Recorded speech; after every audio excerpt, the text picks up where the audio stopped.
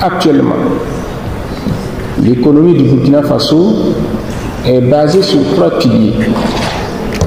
Premièrement, il y a la production minière. Deuxièmement, il y a la production agricole, notamment avec les cultures de rente comme le coton, le sésame, l'anacarde, mais aussi les cultures vivrières. Et troisièmement, il y a les produits de l'élevage.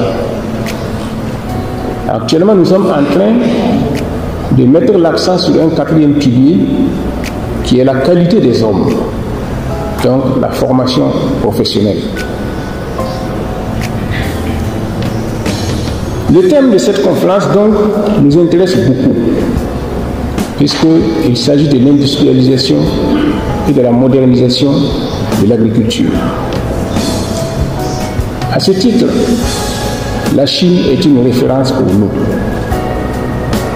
En moins d'1 siècle, la Chine s'est industrialisée et a modernisé son agriculture, est parvenue à l'autosuffisance alimentaire et s'est mise à exporter ses productions.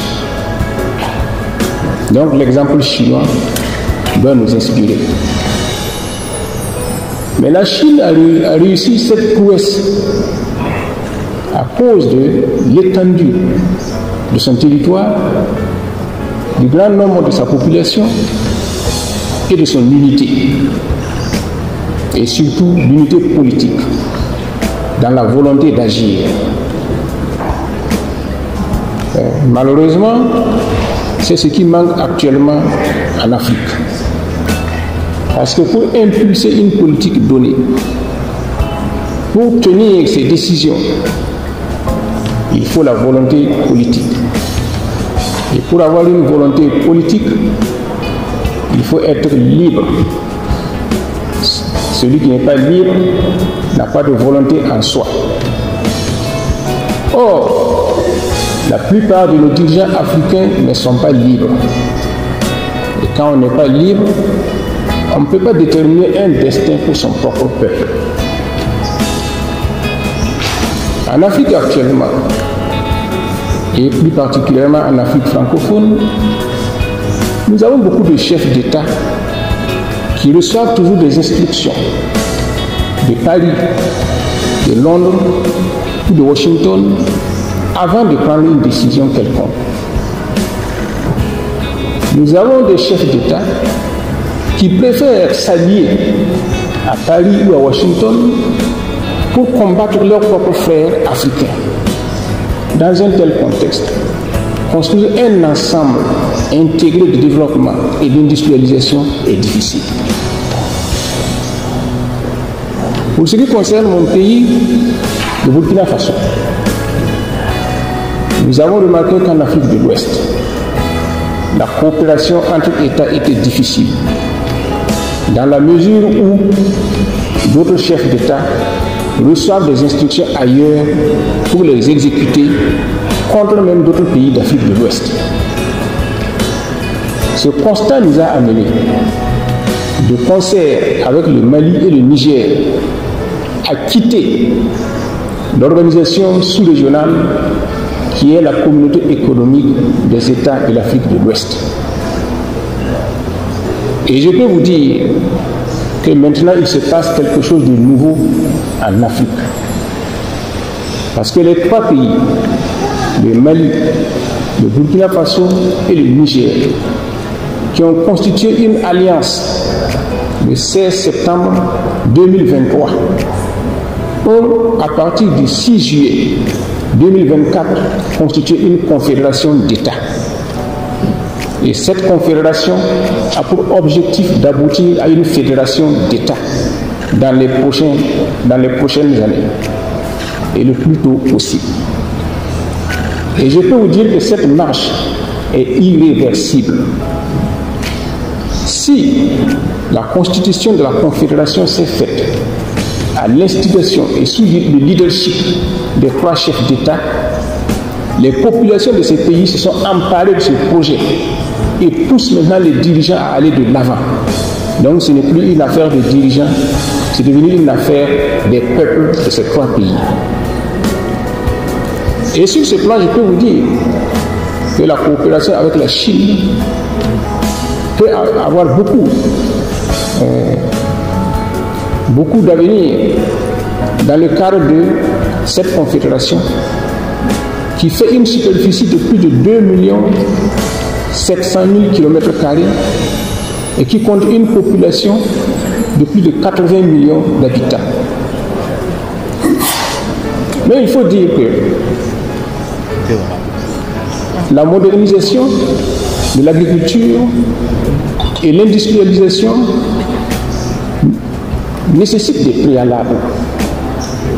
Et ces préalables, c'est quoi?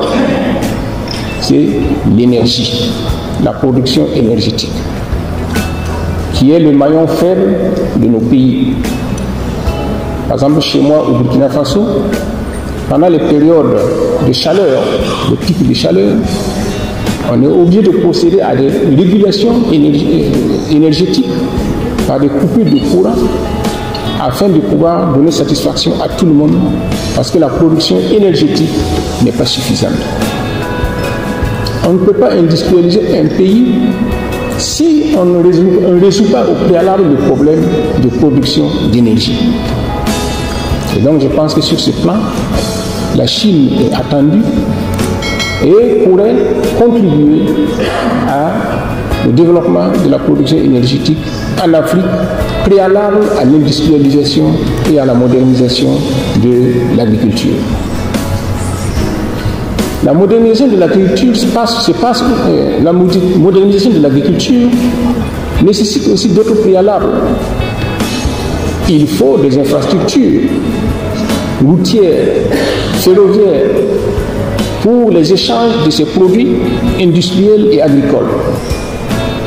Et sur ce plan, au Burkina Faso, nous avons mis en place une industrie de production de rails pour faciliter la construction des chemins de fer. Et là-bas aussi, nous attendons la contribution et l'expertise chinoise pour leur réalisation prochaine. Au-delà du pays, nous avons en projet la construction de chemins de fer qui relierait la capitale du Ghana, Accra, à la capitale du Burkina Faso, Ouagadougou. Donc c'est pour vous dire que les projets ne manquent pas et tout cela est nécessaire parce que si on fait une industrialisation et on modernise une agriculture sans prévoir les conditions d'écoulement, il y aura un étouffement et ça va se rejaillir sur la production industrielle et sur la production agricole. Mais ce n'est pas suffisant. Il faut aussi prendre soin des hommes qui seront les artisans de cette industrialisation et de cette production agricole. Donc la formation est nécessaire et aussi la santé des hommes est nécessaire.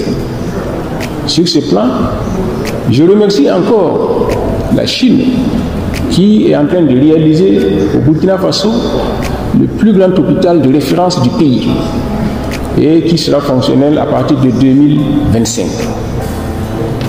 Et donc, c'est pour vous dire que nous ne devons pas voir l'industrialisation et la modernisation de l'agriculture de façon isolée, mais dans un ensemble pour qu'il n'y ait pas de goulot d'étranglement dans le processus.